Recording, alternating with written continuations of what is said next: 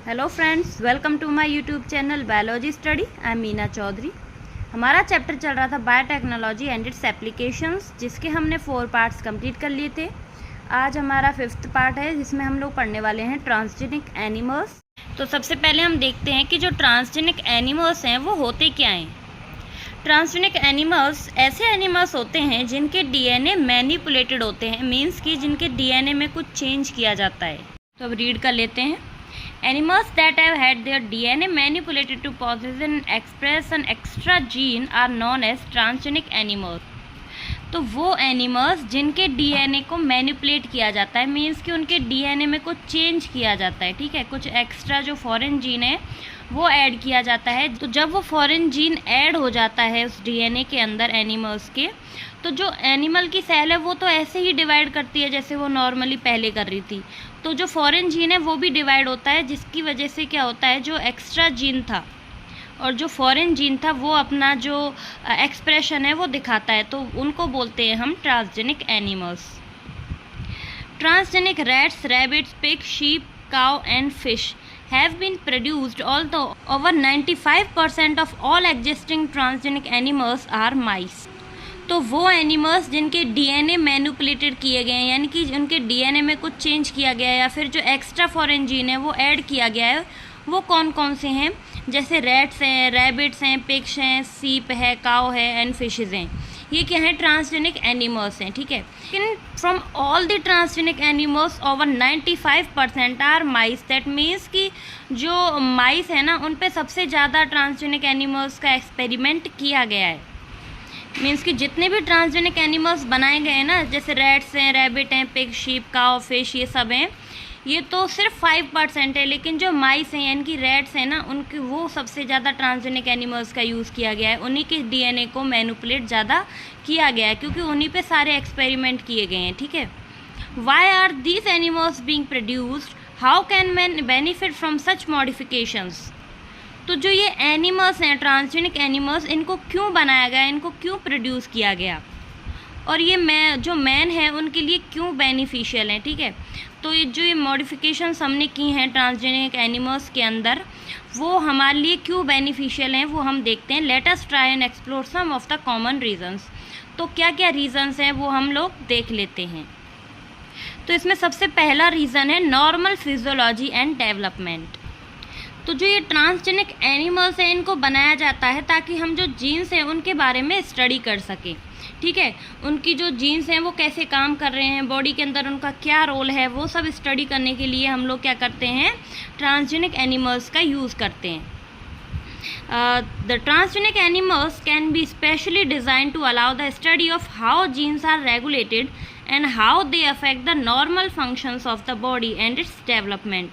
Example, study of complex factor involved in growth such as insulin like growth factor.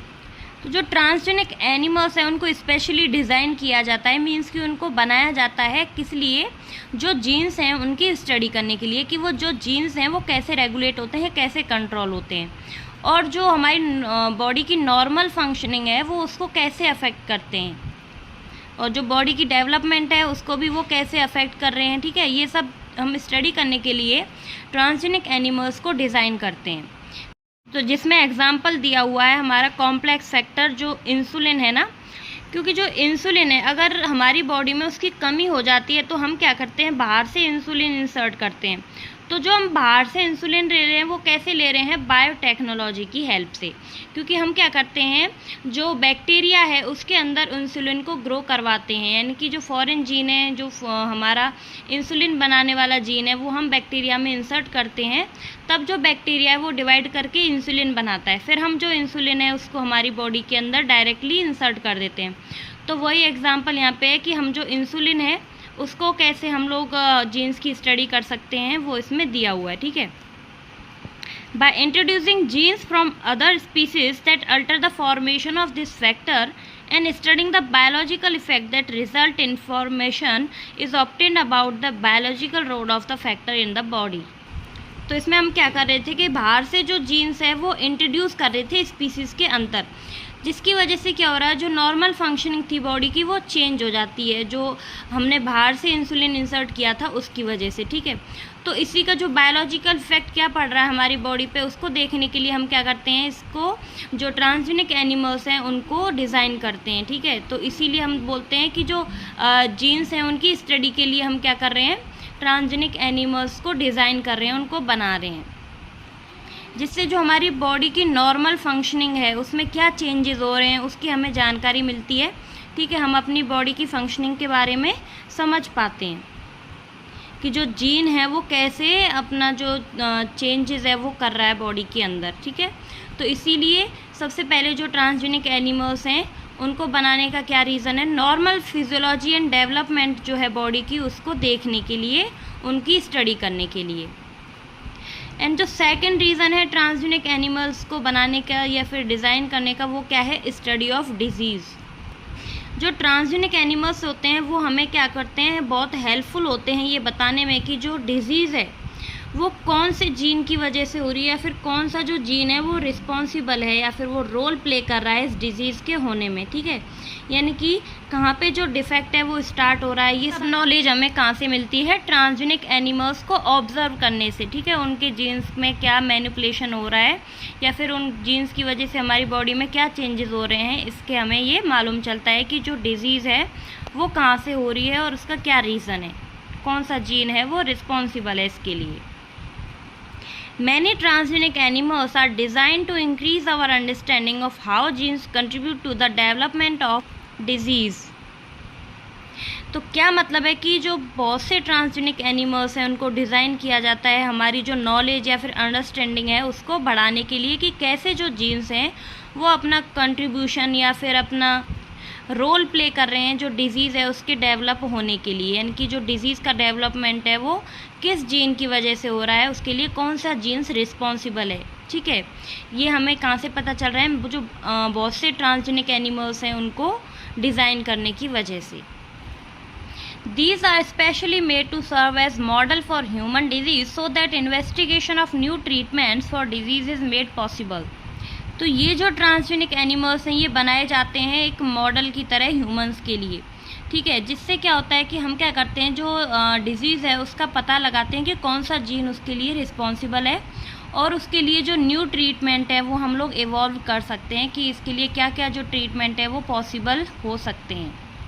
तो ये सारी help भी हमें कहाँ से मिलती है, जो ट्रांसजेनिक एनिमल्स हम डिज़ाइन कर रहे हैं उनकी हेल्प से। Today, transgenic model exist for many human disease such as cancer, cystic fibrosis, rheumatoid arthritis and Alzheimer's. तो आजकल क्या है, बहुत से जो ट्रांसजेनिक मॉडल्स हैं वो प्रेजेंट हैं, जो बहुत सी ह्यूमन डिजीज़ हैं उनको ट्रीट करने के लिए, जैसे कि cancer, cystic fibrosis, rheumatoid arthritis and Alzheimer's, ठीक है। इनको हम लोग क्या कर सकते हैं, स्टडी कर सकते हैं ट्रांसजेनिक मॉडल्स की हेल्प से। और ये जो ज़्यादातर ट्रांसजेनिक एनिमल्स इनमें हम यूज़ करते हैं वो करते हैं माइस को, ठीक है। क्योंकि माइस में ही ज़्यादातर जो हम लोग क्या करते हैं, अपने जो टेस्ट या फिर एक्सपेरिमेंट है वो हम लोग ज़्यादातर रैट पे ही करते हैं, ठीक है। तो अब थर्ड जो ट्रांसजेनिक एनिमल्स हैं उनको डिज़ाइन करने का जो रीज़न है वो क्या है, बायोलॉजिकल प्रोडक्ट्स। क्योंकि बहुत से जो ट्रांसजेनिक एनिमल्स हैं ना वो हमें यूज़फुल प्रोडक्ट्स देते हैं, ठीक है। अब ये जो यूज़फुल प्रोडक्ट्स होते हैं वो ह्यूमंस के लिए क्या होते हैं, बेनिफिशियल होते हैं, ठीक है। तो इसीलिए जो ह्यूमन है या फिर मैन है वो क्या करता है, ट्रांसजेनिक जो एनिमल्स हैं उनको डिज़ाइन करते हैं, ठीक है, ताकि हमें क्या है उनसे बेनिफिट मिल सके और हमें ये जो प्रोडक्ट्स हैं वो हमें मिल पाए, ठीक है।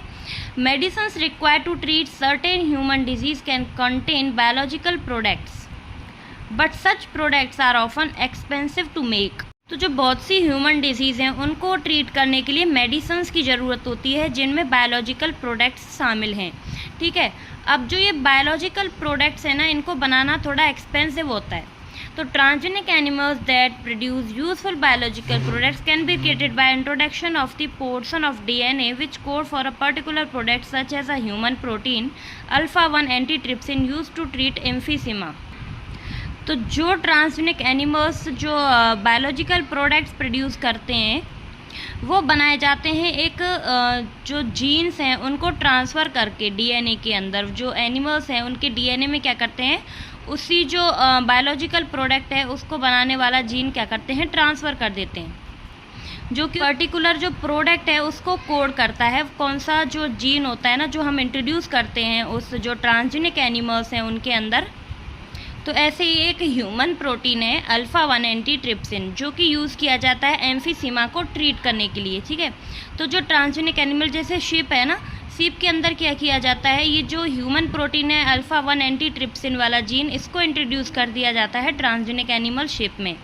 फिर उससे क्या होता है, जो एम्फीसीमा डिजीज़ थी वो ट्रीट हो जाती है। उसी तरह क्या होता है, फेनाइलकेटोनुरिया, PKU एंड सिस्टिक फाइब्रोसिस के ट्रीटमेंट के लिए भी कुछ जो स्पेसिफिक जो जीन्स हैं वो इंट्रोड्यूस किए जाते हैं। उनको क्या किया जाता है, ट्रांसजेनिक एनिमल्स में इंट्रोड्यूस किया जाता है, जिसकी वजह से क्या होता है, ये जो फेनाइलकेटोनुरिया एंड सिस्टिक फाइब्रोसिस डिजीज़ है उसको भी ट्रीट किया जाता है। ठीक है, in 1997 the first transgenic cow Rosie produced human protein enriched milk 2.4 gram per liter. The milk contained the human alpha lactoalbumin and was nutritionally a more balanced product for human babies than natural cow milk. तो क्या हुआ था, first time 1997 में एक transgenic काव बनाई गई थी जिसका नाम दिया गया था रोजी। इसने क्या किया था, human protein enriched milk produce किया था, यानी कि जो मिल्क था उसके अंदर ह्यूमन प्रोटीन पाया जा रहा था। ठीक है, जो कि 2.5 ग्राम था पर लीटर में, और इस मिल्क में प्रेजेंट था कौन सा, अल्फ़ा लैक्टोअल्बुमिन प्रोटीन, जो कि न्यूट्रिशनली क्या था, मोर बैलेंस्ड प्रोडक्ट था ह्यूमन बेबीज़ के लिए। ठीक है, तो बायोलॉजिकल प्रोडक्ट्स के अंदर आपको मेन चीज़ क्या याद रखनी है कि जो इसमें ट्रांसजेनिक एनिमल्स बनाए गए थे ना, एक बनाया गया था शीप और एक बनाई थी काओ रोजी। ठीक है, तो शीप थी ट्रेसी, जो कि एम्फीसीमा को ट्रीट कर रही थी। इसके अंदर हम इंसर्ट कर रहे थे अल्फ़ा 1 एंटीट्रिप्सिन प्रोटीन। ठीक है, और वहीं पे जो काओ रोजी थी उसके अंदर हमने इंसर्ट किया था ह्यूमन प्रोटीन अल्फ़ा लैक्टोअल्बुमिन। ठीक है, जो कि नेचुरल जो काओ मिल्क था ना उससे बहुत ज़्यादा जो न्यूट्रिशनल वैल्यू वो उसके अंदर प्रेजेंट थी। ठीक है, जो कि ह्यूमन बेबीज़ के लिए बहुत यूज़फुल और बेनिफिशियल था। अब नेक्स्ट जो ट्रांसजेनिक एनिमल बनाने का रीज़न था फोर्थ, वो क्या था, वैक्सीन सेफ्टी। इसका क्या मतलब है कि जो वैक्सीन्स हैं हम ह्यूमंस पे अप्लाई करने से पहले क्या करते हैं, उनको टेस्ट करते हैं। ठीक है, तो ये क्या हो गया, वैक्सीन सेफ्टी हो गया। तो वो टेस्ट हम किस पे करते हैं, ट्रांसजेनिक एनिमल्स पे, क्योंकि जो वैक्सीन्स है ना हम उनको डायरेक्टली ह्यूमंस पे अप्लाई नहीं कर सकते, क्योंकि उनके कुछ साइड इफ़ेक्ट भी हो सकते हैं, कुछ डेंजरस साइंस भी हो सकते हैं। इसीलिए हम क्या करते हैं, पहले उनको टेस्ट करते हैं। तो इसीलिए हम लोग जो ट्रांसजेनिक माइस हैं उनका यूज़ करते हैं वैक्सीन सेफ्टी में। Transgenic mice are being developed for use in testing the safety of vaccines before they are used on humans. तो वैक्सीन सेफ्टी को टेस्ट करने के लिए क्या किया गया, जो ट्रांसजेनिक माइस हैं उनको डेवलप किया गया, उनको बनाया गया। ठीक है, क्योंकि हम लोग क्या करते हैं, सबसे पहले जो वैक्सीन है उनको ट्रांसजेनिक माइस पे अप्लाई करते हैं ह्यूमंस पे अप्लाई करने से पहले। Transgenic mice are being used to test the safety of the polio vaccine. तो जो पोलियो वैक्सीन है ना उसको भी टेस्ट किया गया था सबसे पहले ट्रांसजेनिक एनिमल्स पर ही, ट्रांसजेनिक माइस पर। It's successful and found to be reliable, they could replace the use of monkeys to test the safety of batches of the vaccine. तब ये जो टेस्ट था वो सक्सेसफुल हुआ और उन्होंने देखा कि एक भरोसेमंद हैं, तो इन्होंने क्या किया, जो साइंटिस्ट थे उन्होंने मंकीज़ को रिप्लेस कर दिया ट्रांसजेनिक माइस से। क्योंकि पहले क्या किया जाता था, जो मंकीज़ थे उन पे ये जो वैक्सीन है उनको टेस्ट किया जाता था, लेकिन इसके बाद जब इन्होंने देखा कि ये है वो माइस पर भी सक्सेसफुल हुआ है, तो उन्होंने क्या किया, जो ट्रांसजेनिक माइस थे उनका यूज़ स्टार्ट कर दिया वैक्सीन सेफ्टी के लिए। ठीक है, अब लास्ट जो ट्रांसजेनिक एनिमल्स हैं उनको बनाने का क्या रीज़न था, वो था केमिकल सेफ्टी टेस्टिंग। क्योंकि ये जो ट्रांसजेनिक एनिमल्स थे वो यूज़ होने लगे किसकी वजह से, जो टॉक्सिसिटी है ड्रग्स की उसको टेस्ट करने के लिए। ठीक है, non age toxicity safety testing, इसको हम लोग क्या बोलते हैं कि जो टॉक्सिसिटी है ड्रग्स की उसको टेस्ट करने के लिए इसको जो ट्रांसजेनिक एनिमल्स हैं उनका यूज़ किया जाता है। The procedure is the same as that use for testing toxicity of drugs. वही जो प्रोसीजर है वो यूज़ किया जाता है जो कि हम लोग ड्रग्स की टॉक्सिसिटी को भी टेस्ट करते हैं। Transgenic animals are made that carry genes which make them more sensitive to toxic substance than non transgenic animals. फिर क्या हुआ, ऐसे ट्रांसजेनिक एनिमल्स बनाए गए जिनमें कि ऐसे जीन होते हैं जो कि जो नॉन ट्रांसजेनिक एनिमल्स होते हैं उनकी तुलना में जो ड्रग्स हैं या फिर जो टॉक्सिक सब्सटेंस हैं उनके लिए मोर सेंसिटिव हो, यानी कि अधिक संवेदनशील बनाते थे उन ट्रांसजेनिक एनिमल्स को। ताकि उससे क्या हो सकता था कि जो ट्रांसजेनिक एनिमल्स में हम लोग क्या कर रहे हैं, उनको अधिक सेंसिटिव बना रहे हैं, क्योंकि एनिमल्स हैं उनकी हम लोग सेंसिटिविटी को टेस्ट कर सकते थे टॉक्सिक सब्सटेंस के प्रति। They are then exposed to the toxic substance and the effect studies toxicity testing is such animal will allow us to obtain result in less time। फिर क्या हुआ, ये जो ट्रांसजेनिक एनिमल्स थे ये उस जो टॉक्सिक सब्सटेंस थी उनके कांटेक्ट में आए, उनके संपर्क में आया। फिर हम क्या कर सकते थे, उनके जो इफ़ेक्ट्स थे उस टॉक्सिक सब्सटेंस के उनको हमें स्टडी कर सकते थे इन ट्रांसजेनिक एनिमल्स के ऊपर। तो ये जो टॉक्सिसिटी टेस्टिंग थी इन एनिमल्स की, ये क्या करते थे, हमें कम समय में भी जो अच्छे परिणाम हैं, अच्छे रिजल्ट हैं वो देते थे। ठीक है, तो इसीलिए जो ये ट्रांसजेनिक एनिमल्स हैं इनको बनाया गया था। इनके मेन रीज़न यही थे जो हमने 5 रीजंस पढ़े थे। Normal physiology and development, second study of disease, third हमने पढ़ा बायोलॉजिकल प्रोडक्ट्स, फोर्थ पढ़ा था वैक्सीन सेफ्टी एंड फिफ्थ हमने देखा केमिकल सेफ्टी टेस्टिंग, जिससे हमें पता चला कि जो ये ट्रांसजेनिक एनिमल्स हैं ये हमारे लिए कैसे बेनिफिशियल हैं। ठीक है, और हमें जो इनसे प्रोडक्ट्स हैं वो भी हमें यूज़फुल प्रोडक्ट्स देने में कैसे हमारे लिए हेल्पफुल हैं।